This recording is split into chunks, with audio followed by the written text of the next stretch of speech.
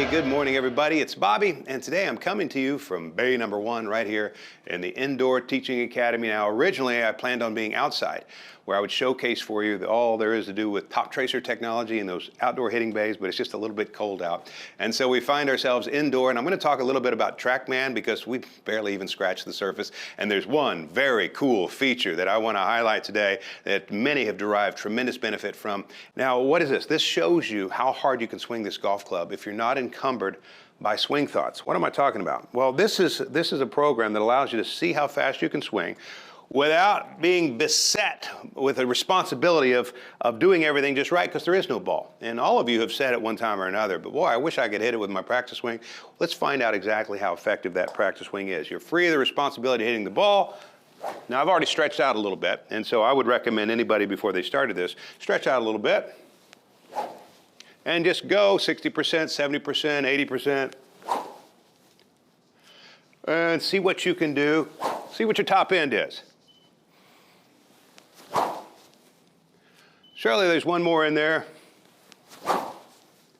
All right, and once you find out what that top end is, then people tend to play their best. That is, have the most accuracy to go with maximum distance if they back off of it 3 or 4 or 5.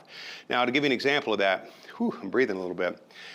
To give you an example of that, I have a student who was swinging 79 miles an hour. I had him hit drive after drive after drive. It was 79 miles an hour. We worked speed training, free of having to hit a ball, and found out that he could swing 99. Now, his statement to me right away was, yeah, but I feel more in control at 79.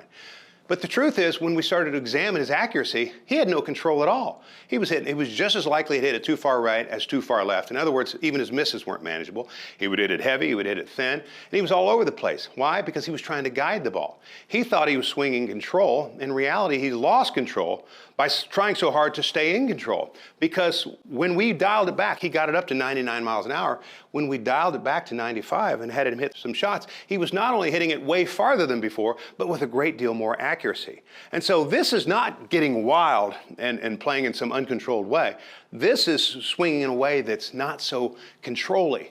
You're not trying to guide the ball, but instead you're letting it go a little bit. But the first thing you've got to do is find out what your potential is and then work back from there.